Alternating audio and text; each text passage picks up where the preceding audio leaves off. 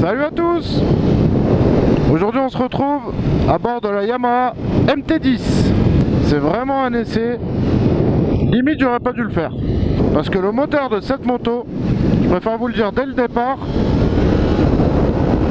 Wow, bordel de merde.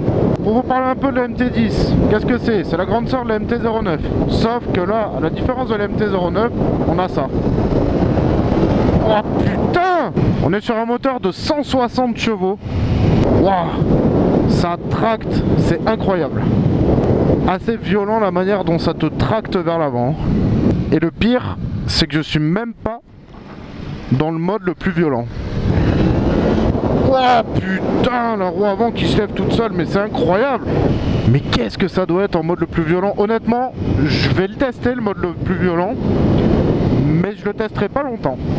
En fait, j'ai l'impression qu'avec leur système de calage, ils ont réussi à avoir les avantages d'un bicylindre et les avantages d'un 4 cylindres sans leurs inconvénients. Bon, ça vibre un peu à l'accélération, ça ok, je peux pas dire le contraire, mais ça va, c'est pas non plus une Harley. Et ça reste quand même assez linéaire dans l'ensemble. La partie cycle, elle a l'air plutôt sympa, j'ai l'impression qu'elle est un peu dure quand même. J'ai pris un petit Dodan tout à l'heure et ça m'a semblé quand même un petit peu dur.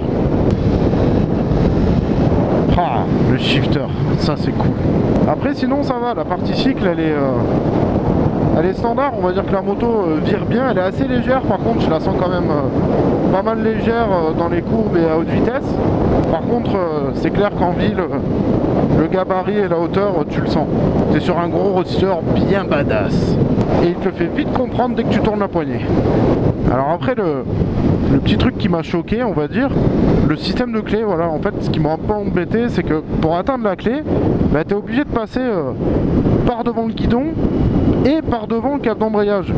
Et tu vois, la clé elle est là, elle n'est pas forcément accessible, puisque quand tu veux, bon je vais pas la couper, hein, je suis en train de rouler, mais quand tu veux l'attraper, tu vois, j'ai connu plus simple. Par exemple sur ma GSR, tu vois, la clé elle est là. C'est quand même un petit peu plus accessible que là. Ça se prend quand même assez rapidement en main quand c'est pour faire de la balade. C'est pas traître. Ça va là où est-ce que tu regardes.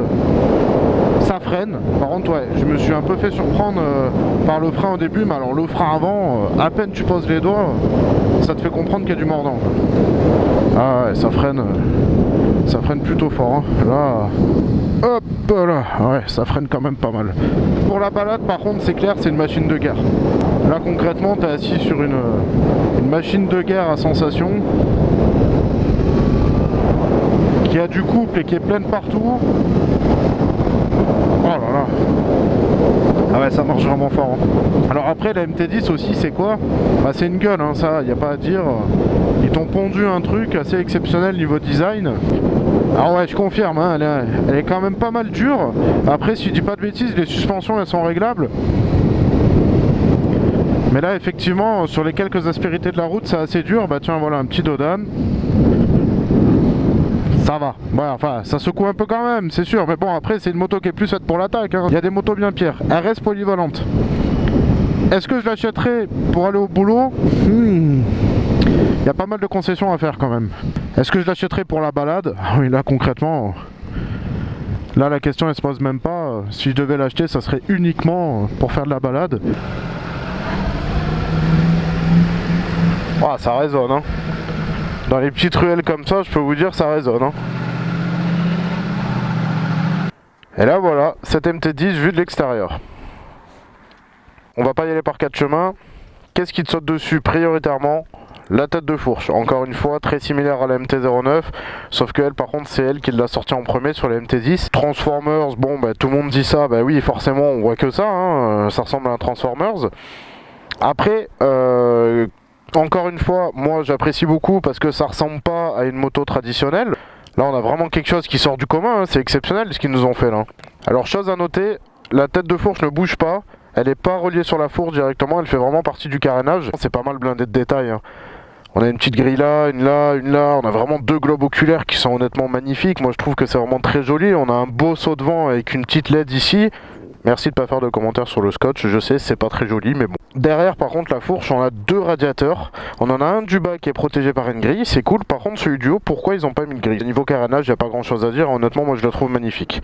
Là on a vraiment la belle écope, là on a un petit cache en plastique, on a le cadre apparent. Le réservoir, on a un cache par-dessus avec le réservoir noir mat. Alors là, concrètement, la selle, on a une assise qui est quand même pas mal large. Hein. On peut pas trop se plaindre au niveau du confort. Je la trouve peut-être un petit peu dure, mais on est pas mal. De l'autre côté, ben voilà pourquoi je trouvais qu'elle chantait aussi la moto. J'avais même pas vu quand je suis monté dessus, je viens de le voir là en même temps que vous. Un petit accra dessus. Donc forcément, oui, ça chante un petit peu mieux que l'origine, ouais. Ah, et là, contrairement à la MT-09, on a un petit cache qui va cacher la marmite et on a le collecteur bien apparent comme ça en plus qui commence à prendre sa couleur, ça c'est très joli. Le petit moteur CP4 directement issu de la R1, donc pareil, hein, un petit peu de bronze, un petit peu de noir, bien apparent comme ça, bien joli et mis en valeur sur la moto. Le gros système de freinage, donc étrier monté radial forcément, j'aime bien le petit rouge là comme ça sur le disque, c'est sympa ça. Donc le coup de la clé, c'est pas un gros défaut, mais c'est vraiment pour trouver un défaut, voilà. Ils auraient vraiment pu mettre ce système de clé ailleurs. Les options compteur, je vous les passe, un rapport engagé, contour un petit peu plus lisible quand même que sur la MT-09. Sinon après, voilà, on va retrouver toutes les options standards qu'on peut retrouver maintenant sur un compteur de moto. Et encore une chose, même sur la MT-10, on va retrouver le levier de frein réglable, mais on retrouve aussi le levier d'embrayage qui n'est pas réglable. Et ça, c'est un peu emmerdant quand même sur ce genre de bécane. Ouais, la craie il chante pas mal quand même hein.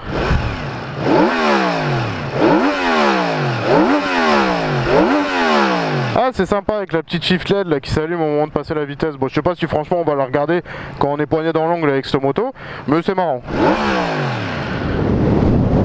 Sinon qu'est-ce qu'on retient sur cette MT-10? On a un gros moteur, on a une grosse moto, les suspensions un poil dures mais ça se règle, ça va, c'est d'origine. Oh putain, je viens d'activer le gros mode de conduite, donc une meilleure réponse à l'accélération.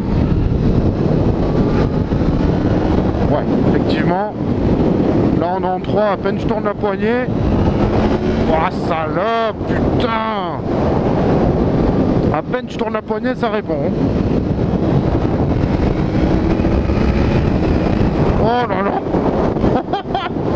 Ah mais c'est n'importe quoi. C'est complètement absurde.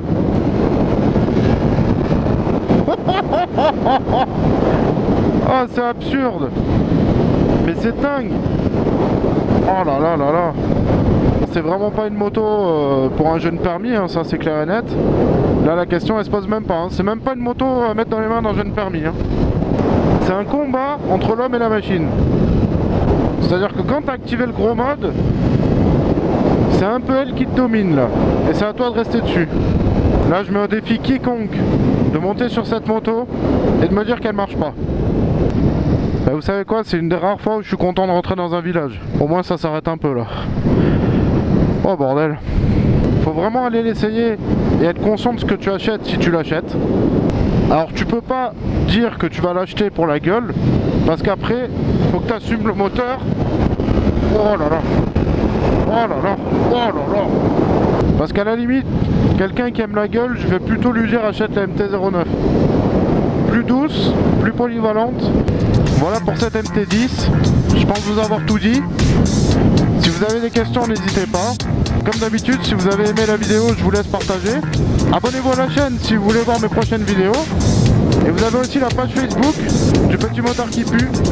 Moi, ça me fait plaisir de vous faire ce genre de vidéos. Désolé pour la fréquence, en tout cas, j'essaie de faire ce que je peux. J'essaie vraiment de vous faire des vidéos dès que je peux. Des nouvelles motos qui sortent et des motos que j'ai dans mon entourage. En tout cas, merci beaucoup encore d'avoir regardé la vidéo. Merci pour vos commentaires.